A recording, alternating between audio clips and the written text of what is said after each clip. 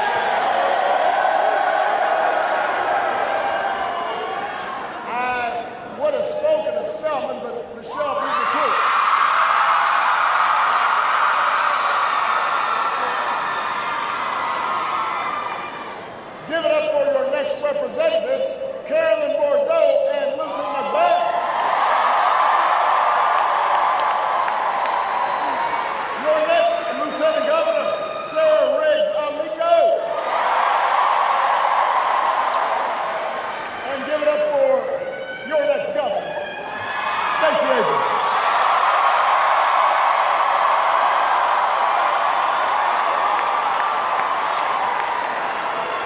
I am excited to be here.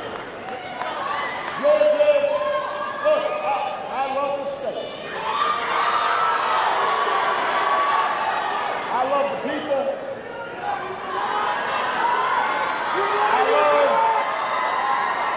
I love the fried chicken and greens. They just serve me for dinner. We love you. You know, I love the arts and the culture. I love the sports teams when they're not playing the Bears or the Bulls. So I love Georgia. But I'm here for one simple reason. I'm here to ask you to vote.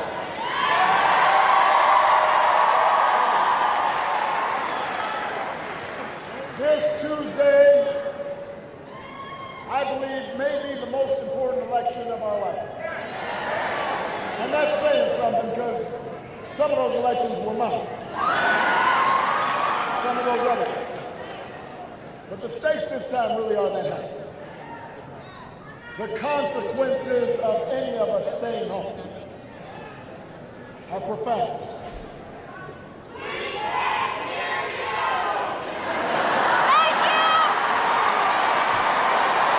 You can't hear me.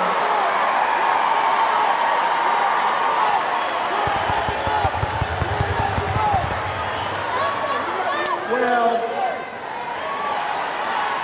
there's only so much I can do. Because my voice is starting to go. So you just got to pay real close attention.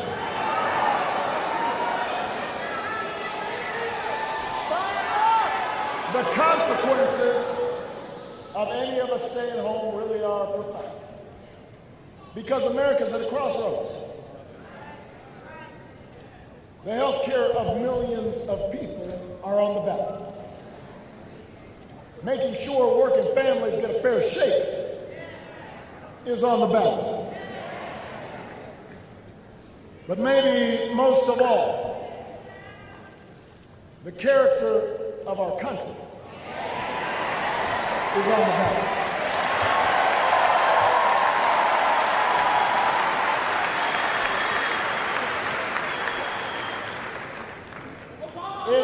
I love you back. In the closing weeks of this election, we have seen repeated, constant, incessant, non-stop attempts to divide us with rhetoric that is designed to make us angry and make us fearful, with images and rhetoric that are designed to exploit our history of racial and ethnic and religious division, to try to pit us against one another, to make us believe that things will be better if it just weren't for those who don't look like us or don't pray like we do or don't love the way we do. It's an old playbook. Georgia, we've seen this before. I would have liked to think we were past it. It's a playbook where the powerful and the privileged turn to whatever they can do to keep that power and privilege when they feel control is slipping away. They'll say whatever it takes, even if it hurts the country, even when it puts people at risk. It's a cynical game. But the good news, and I hope you can hear me when I say the good news. The good news is, in 4 days, Georgia, you can reject that politics.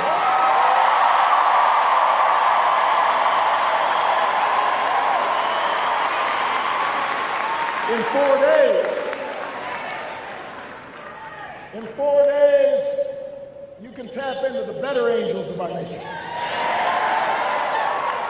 You can be a check on bad behavior.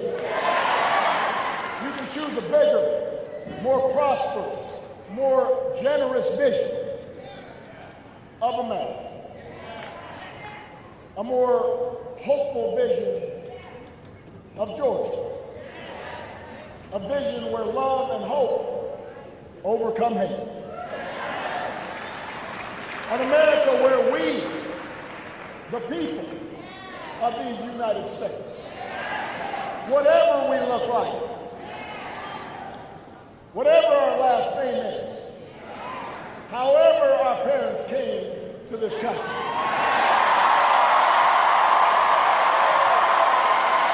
we can come together to shape our country's course. That's what Stacey stands for.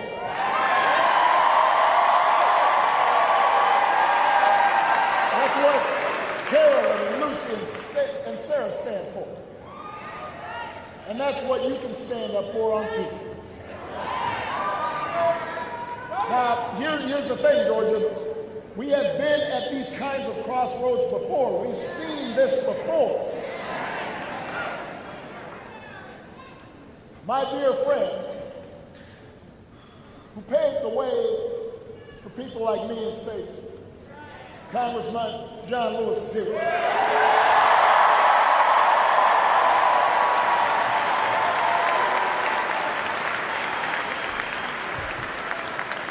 John saw this thing. before. And the good news is, eventually we made the right choice as a country. Didn't happen as fast as it should have, but eventually we chose our better history, our better selves. But it didn't happen because everybody sat back and waited for it to happen. John Lewis didn't sit back and say, man, I hope someday things get better. It happened because some people marched, some people mobilized, some people organized, and when they won the right to vote, people voted to make a better history.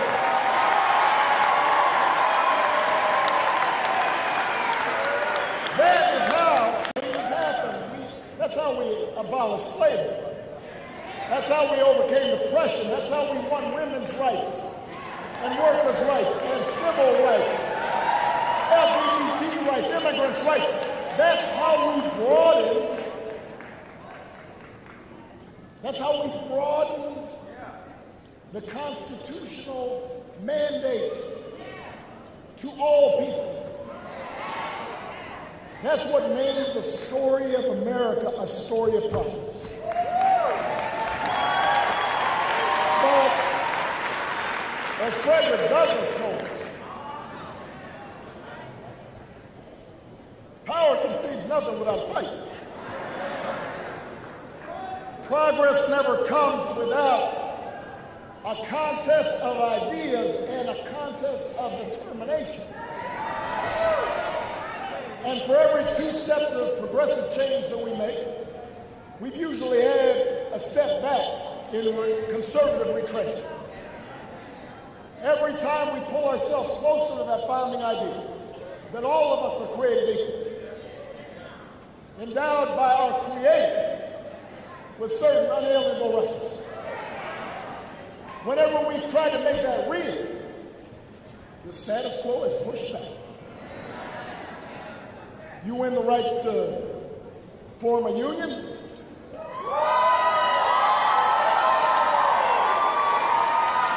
you can count on some people trying to bust you. You win a higher minimum wage. Congress won't raise the minimum wage for 10 years. So it's worth less. You win the right to vote. Folks are still trying to take it away. Trying to do it in Georgia right now, right here, in 2018.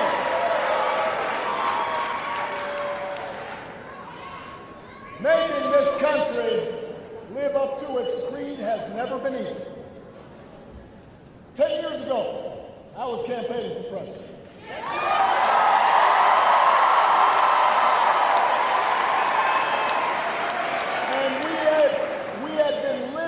One of those periods of conservative retrenchment. Republicans had been cutting taxes for the rich, just like they're doing now. Cutting rules for big banks and polluters. We got hit by the worst financial crisis in our lifetimes because of those policies, and Democrats had to come and clean it up.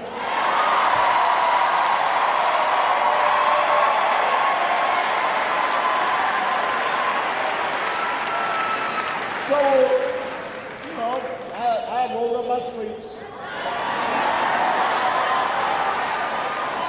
I said, all right, I got a broom, I got a mop. We got the economy growing again. By the way, it hasn't stopped growing since.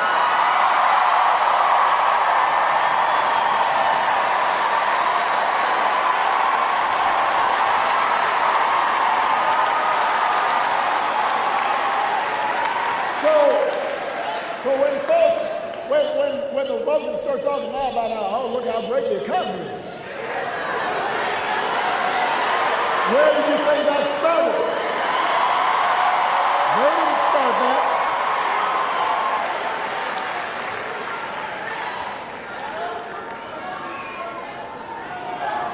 They start talking about how, oh, look at all the jobs we created.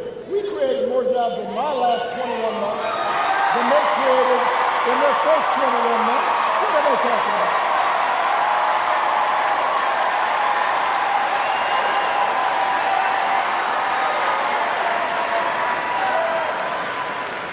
So, we covered another 20 million folks with health. We doubled the clean energy we generate. We put tougher rules on banks and credit card companies. We cut our deficits by more than half, partly by making sure the wealthiest just pay their fair share. That's all. That's all. And by the time I left office, wages were rising, the uninsured rate was falling, the economy was growing. Handing it off, I said, here. That's what we did with a progressive agenda.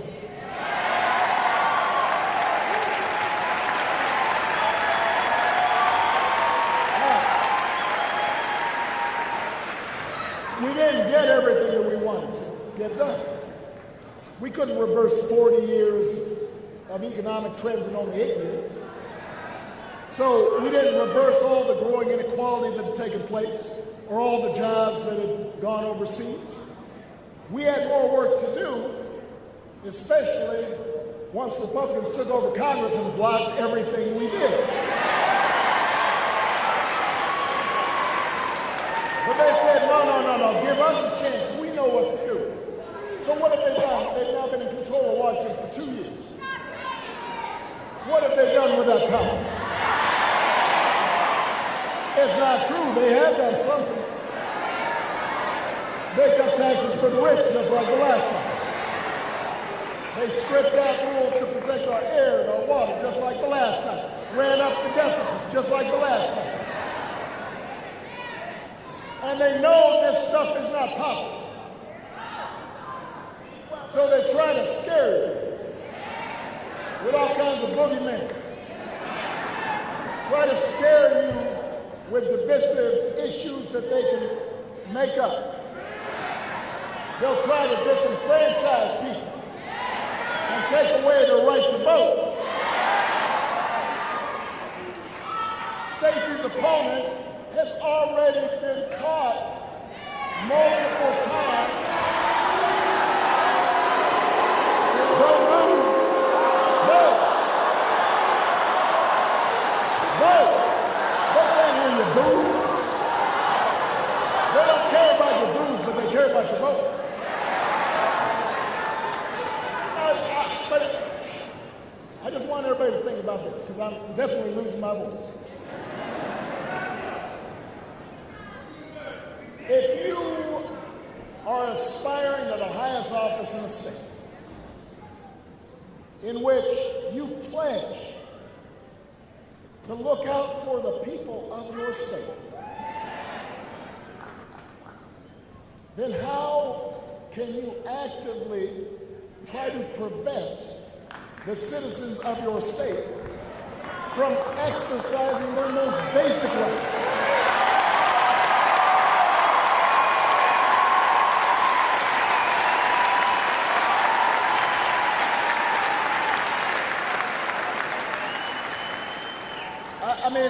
There's a quote. I got to find the quote here. Because I looked at the quote and I said, really? He said that? He said, he's concerned about Stacey trying to get people to vote on Tuesday. And I'm quoting you. Especially if everybody uses and exercises their right to vote. He thinks that's the problem.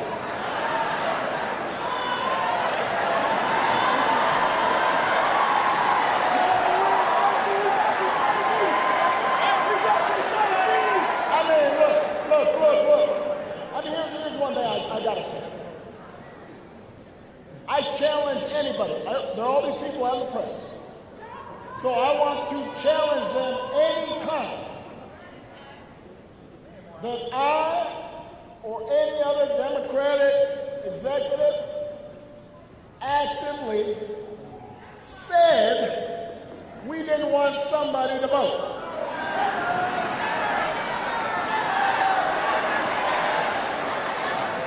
But we just take it for granted that that's okay. Georgia, it was here in Morehouse where Dr. King realized nobody was afraid if we had God on our side. That realized he had to fight a nonviolent fight for justice and equality. Here, he received an education that helped forge the intellect, the soul force, the discipline, the compassion that would transform America, and taught others to be unafraid. So Georgia, be unafraid. If their efforts to take away your right to vote makes you mad, there's only one way to make it right. Don't boo. Vote. Vote. Vote.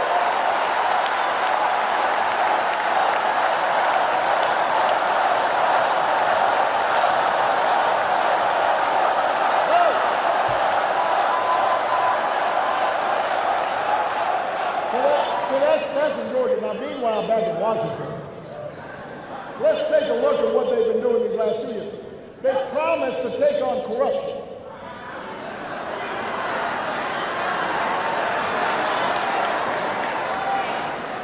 They've wrapped up enough indictments to field a football team.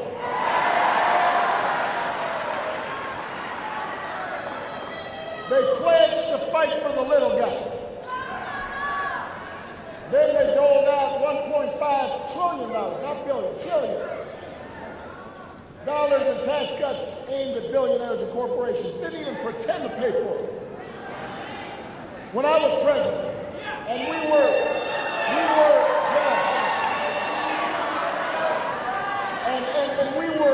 were fighting to dig the economy out of the hole that we had inherited. And we're trying to put people back to work. Rebuilding our roads, making sure teachers weren't laid off, and trying to get health care passed. Every time Republicans said, we can't do that, we can't help ordinary folks, we can't afford it, it'll increase our deficits. That's terrible, can't do it. But when they wanted $1.5 trillion in tax cuts for folks who didn't need it, all of a sudden, deficits don't matter. Now that they got the tax cuts passed, just 2 weeks ago, the Republican leader in Congress says, I'm very concerned about the deficit. I'm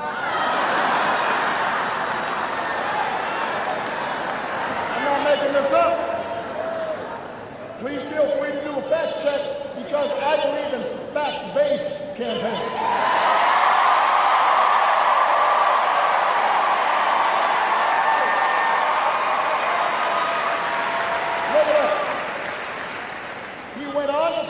Well, obviously, to bring them down, we're going to have to cut programs like Medicare and Medicaid and Social Security.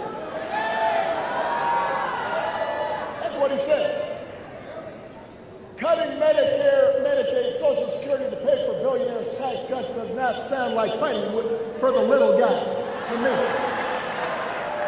You know who will fight for the little guy?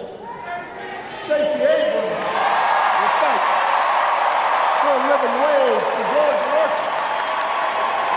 For good public schools for our kids, for better transportation in rural and low-income communities. Republicans, they keep trying to diminish Stacey's remarkable accomplishments. She is the most experienced, most qualified candidate in this race. She's got an incredible track record of fighting for working families.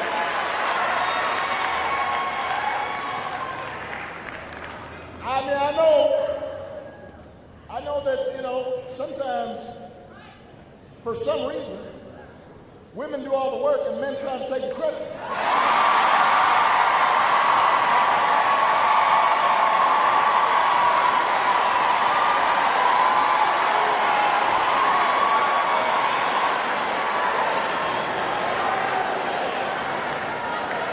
Come on.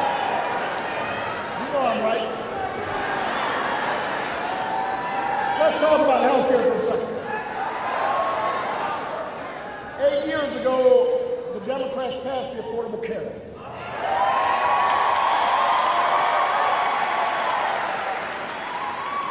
The law helped cover 581,000 folks just right here in Georgia.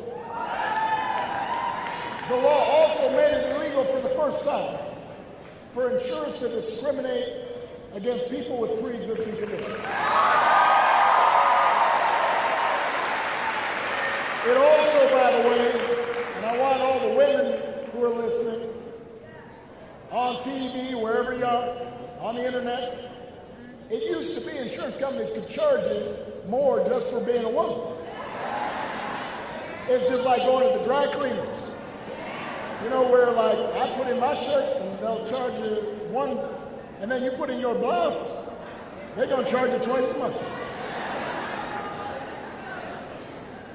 So we said, no, you can't do that. Democrats made that happen.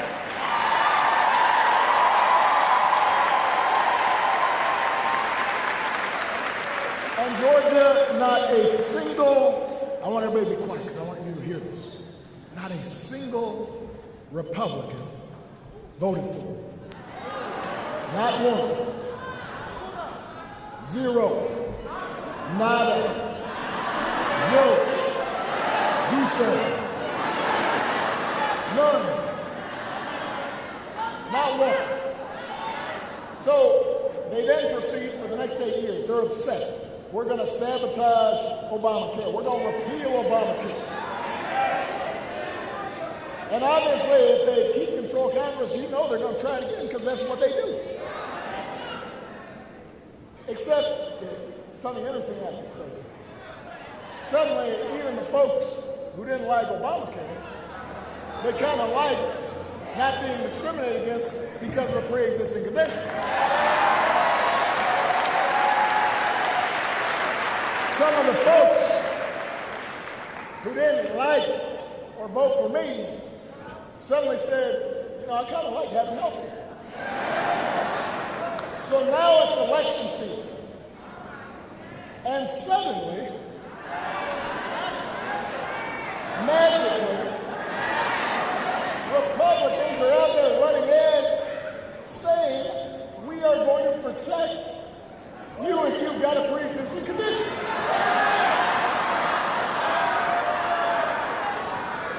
So, I mean, they voted dozens of times to try to get rid of these protections for pre-existing conditions. Last year, they fell just one vote short. And if they win on Tuesday, you know they're going to go after it and they'll succeed next time. If they keep control of Congress, you better believe they're coming after your health care again. But a Democratic Congress would not let that happen, and that's why you got to vote for Democrats like Carolyn Bordeaux and McBain. So, not only that, if you vote, you can actually make sure more people get covered here in Georgia. One survey shows that the majority of Georgians of every age, every gender, every race want the next governor to expand Medicaid. Even a majority of Republicans. Stacey's opponent says he won't do it.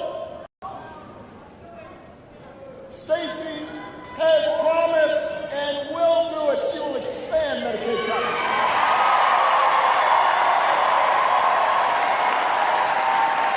So if you vote for her, and you vote for Democratic state legislators to help her, your vote could cover nearly 500,000 Georgians, just like that. Democrats aren't going to let Republicans go after your pre-existing conditions, protections, or gut your Medicare to pay for their tax cuts. They'll protect your care. And you know it because they've done it. Now, but I want to make a larger point, George. if Republicans thought the tax cuts for billionaires was popular, that's what they campaigned on, but suddenly you don't hear a peep about that. If they thought all their votes to take away your health care coverage were popular, that's what they campaigned on. You don't hear a peep about that. But it's worse than that. Not only will they not own up to what they have done, suddenly they are saying that they're the ones to protect people with pre-existing conditions. I want everybody to pay attention to this. They have literally been doing the opposite of what they're now saying. It's like calling up, down. Calling black, white. It requires some kind of gumption, some kind of nerve, some kind of chutzpah. We can also call it what it is. It's a lie.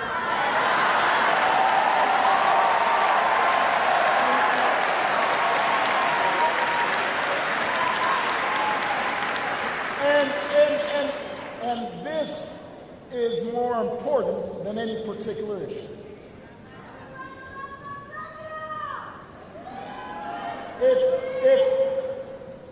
If you want one thing out of your leaders, there's got to be some core integrity. I mean, Stacey was raised with core values like honesty and honoring your commitments and keeping your word. Which reminds me, I saw her opponent backed out of that debate. So he wrote to a rally and said, well, he can't do both? What's he afraid of? He's afraid of Stacey, I guess.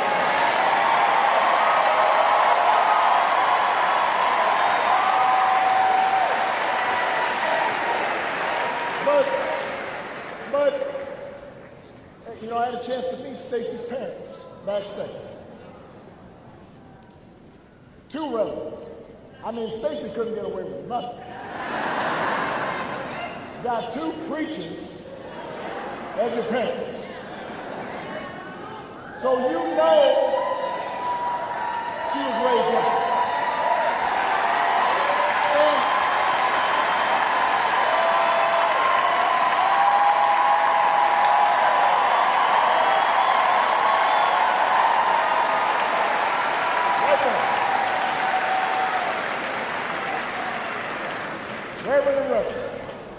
Reverend Doctor. So this brings me to the bigger question of this election. What kind of politics do we want? Now listen, I was saying to some folks the last couple of days. Throughout human history, and certainly throughout American history, we've had politicians that kind of fudged on the truth. They made promises that turned out to be harder than expected. They pumped up all the good things they did and didn't talk about the things that they screwed up. They tried to put a positive spin on things. That's human nature, by the way. It's not just politicians. All y'all do it. Right? You know, I was joking out, you know, Michelle come home. Hey, honey, I'm doing the dishes. And right away, she's looking like, first of all, you haven't done the dishes in like a year. So I'm not impressed. Second of all, why are you doing the dishes? You must have done something wrong. I was trying to put a positive spin on things. So some of that's human nature. All right, we get it. What we have not seen, at least in my lifetime, is an approach in which folks in the highest levels of office, folks who we thought our children should be looking up to, will just blatantly, repeatedly, boldly, shamelessly lie. Just make stuff up.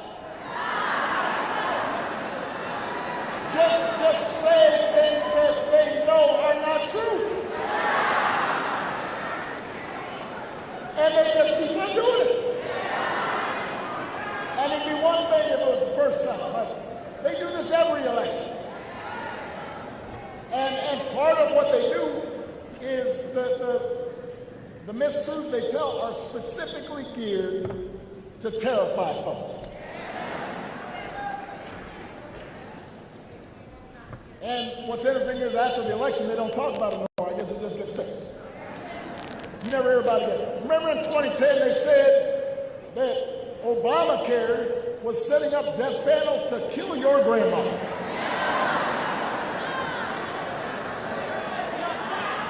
Now,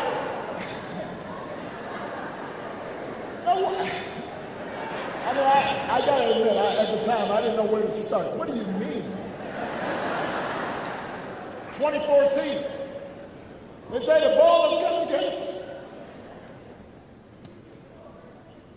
Right after election Sunday, they didn't talk about Ebola no more. 2016, Hillary's emails. This is terrible. This is like violating American national security. You know they didn't really believe it. Because if they did, they'd be concerned about our current president on his cell phone. Well, the Chinese are listening in, and he's leaving the phone in his golf cart. I didn't even have a phone for 8 years. When I finally got out and I had this phone, I said, "Sasha, how do I work this?" Didn't know what to do. Now in 2018, suddenly they are telling you that the biggest threat to America, the biggest threat is some impoverished refugees 1,000 miles away, on foot, got their babies with them, broke, got no money. This is oh! And you know what? That's not enough just to lie about it. Now, they're sending our brave troops, who, by the way, by law cannot enforce laws on domestic soil. They're sending them down there for political stuff, when they could be with their families. The men and women of our military deserve better than that.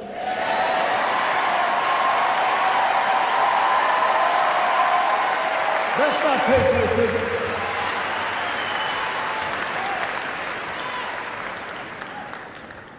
So they try these scare tactics, but here's the thing, Georgia. What I worry about is sometimes we fall for this. It's like, some of you too young, I guess maybe they still show Charlie Brown's Christmas. Y'all know? Love that show. Da-da-da-da-da. So, you know how Lucy's got the football? And she says, "Come on, Charlie, kick it." He says, "No, you're going to pull away." No, not this time. And then finally he goes, she pulls it. He's flat on his back. Sometimes I feel like we're like Charlie Brown. We just fall for the okie doke. Georgia, don't fall for the okie doke this time. Don't be bamboozled this time. Don't be hoodwinked.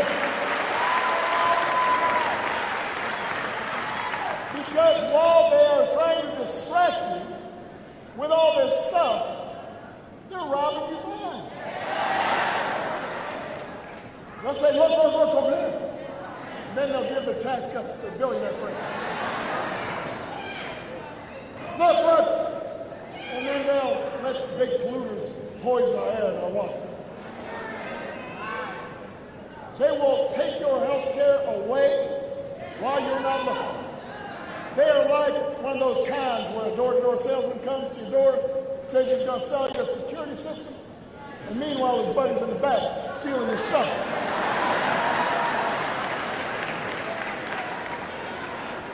But more than the practical effect, when words stop meaning anything, when people can just make stuff up, and there's no consequences, democracy can't work. You will always be my president. George Orwell, Morehouse man, pick up that book.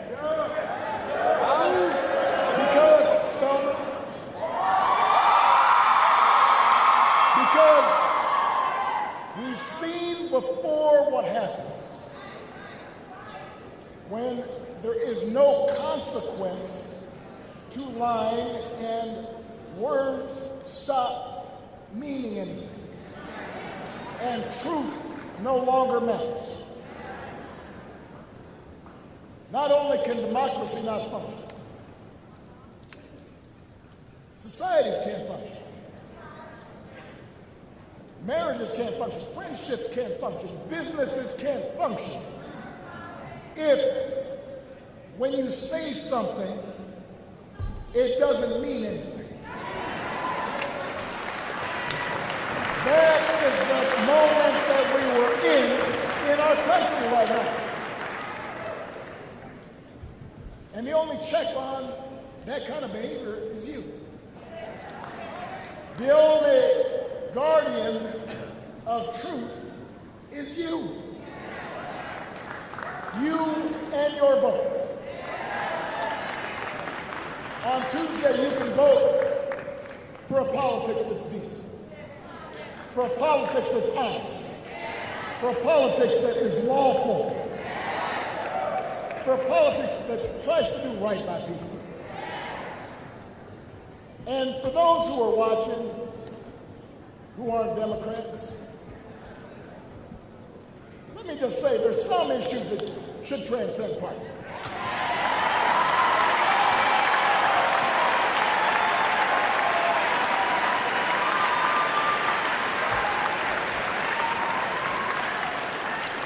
Expecting your elected officials not to just make stuff up. That's not a Democratic or Republican issue. It shouldn't be Democratic or Republican to say that we don't try to monkey around with the rules of our democracy. That we don't threaten the freedom of the press just because they write something about us we don't like. It should not be a matter of partisan politics to say we don't target certain groups of people based on what they look like, or how they play, or who they love. Anybody who's watching, if you are truly a fiscal conservative, then you can't think it's fiscally responsible to run a $1 trillion deficit. If you are following the precepts of the good book, you can't think there's anything proper about ripping immigrant children from their mother's bosom at the border. And by the way, if you believe in the American Constitution, you gotta know that no one person can decide who is an American citizen and who's not.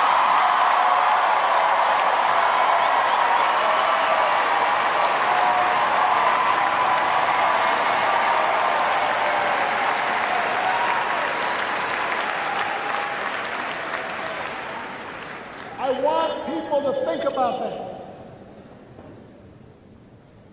This is America. We're not supposed to be thinking that way. We shouldn't even be close to thinking that. It's bad enough spending 8 years trying to take away people's health, and then in the final days trying to act like your Mother Teresa.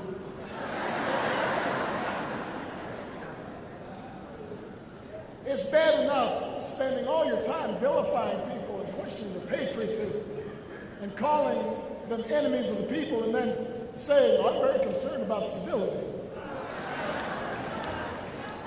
Or some folks who say, yes, I'm very concerned about this behavior, but don't do anything about the bad behavior.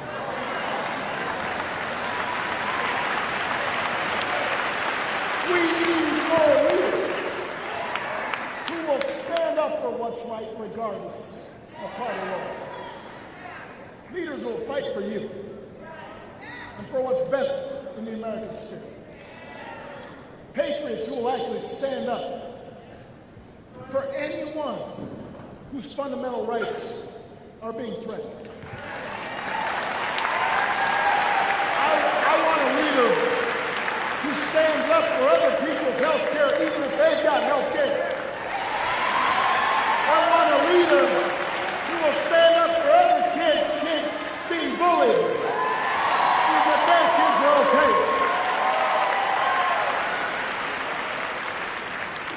I want a leader who will stand up for somebody else's right to worship as they please, even if I disagree with how they worship.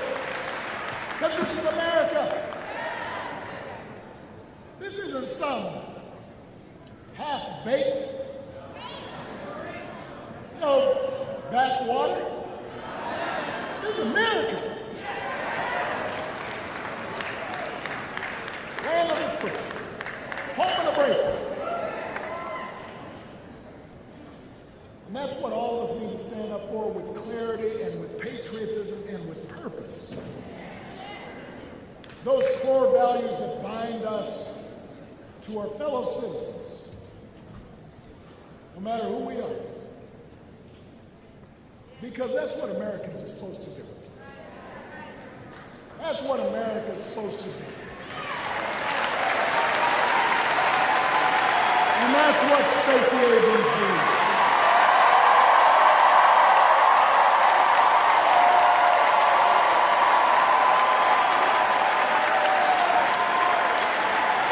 That's what Stacey believes. That's what her parents taught her. To look out for each other. To be honest. To show compassion. To work hard. To act right. To be confident, to treat people based on the content of their character,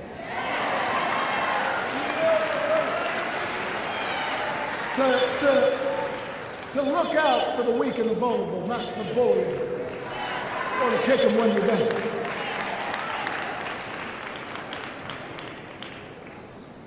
Isn't that what we want for our children? The choices we make right now live on. The violence of the past still ripples through America. The discrimination of the past is still a heavy weight on this nation.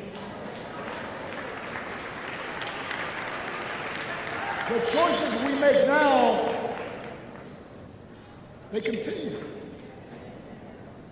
So we got to make the right choice for these young people. And that's what Stacey Abrams is supposed to do, to make the right choice.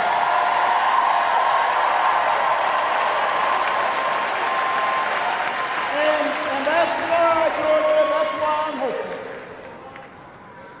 I'm hopeful that we're going to cut through all the nonsense, all the misinformation, all the noise, and remember who we are and who we are called to be. I'm hopeful because out of this moment of political darkness, I see a great awakening of citizens all across the country and all across the great state of Georgia. I'm traveling around, I'm seeing so many people get involved for the first time, or for the first time in a very long time, marching and organizing and registering. Some of them running for office themselves. By the way, record numbers of women. You know we need more women now.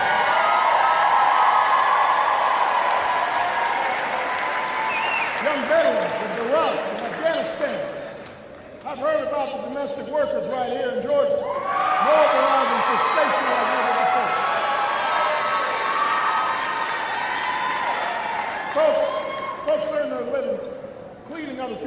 taking care of other people's kids. If they're not too tired to vote, you better not be, because they're going to hurt it more than you do. There are like so many Americans who maybe didn't have an interest in politics until stuff happened. And now they're saying this time is different. This moment is too important to sit out. The antidote to government by a powerful few is government by the organized, energized man. And let me say this, and I want all the young people who are listening, because I was reading some articles about some young people saying, well, I'm woke, but I'm not sure I'm going to vote. They say, well, I'm not sure that it really makes a difference. I would rather have say. Let me tell you something, and I am telling you the truth. One election won't fix everything. No, it won't.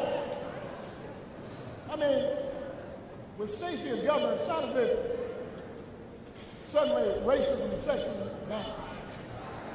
It's not as if suddenly we don't still have a problem in our criminal justice system. It doesn't mean suddenly all poverty is cured. But you know what it does mean? It means things will start getting better.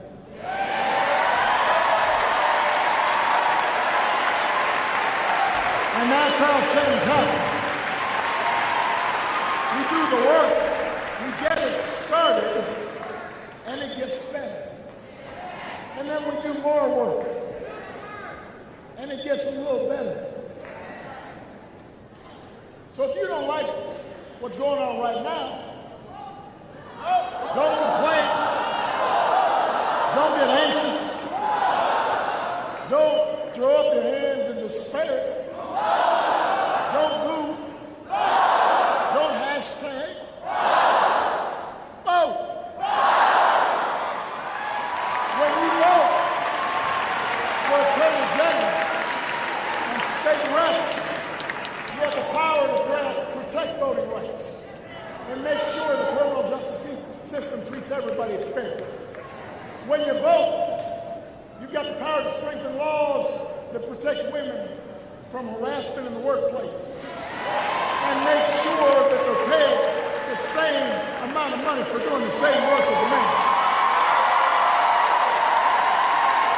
When you vote, you have the power to make it just a little bit easier for a student to afford college. And maybe a little bit harder for a disturbed person to shoot up places where our kids learn and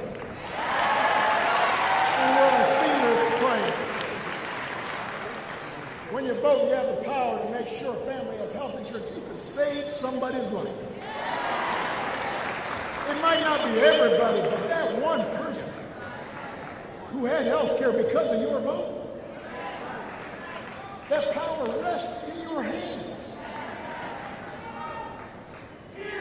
If you get involved and knock on some doors and talk with your friends, you get some souls to the polls on Tuesday, you sign up with Stacey's volunteers, you vote up and down this whole incredible Georgia Democratic ticket.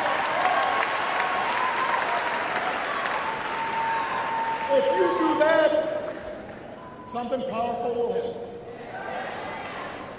Change will happen. Hope starts blossoming with each new step we take in the direction of fairness and justice and equality and opportunity. Hope starts to spread. That's what John Lewis taught us. Make history here in Georgia. Make things better here in Georgia. Get to work here in Georgia. Let's go vote. God bless you. God bless Atlanta. God bless Georgia. God bless you. These United States of America.